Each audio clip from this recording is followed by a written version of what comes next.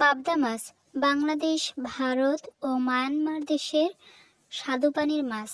বৈজ্ঞানিক নাম ওমপক পাবদা, ইংরেজি নাম পাবদা ক্যাটফিশ।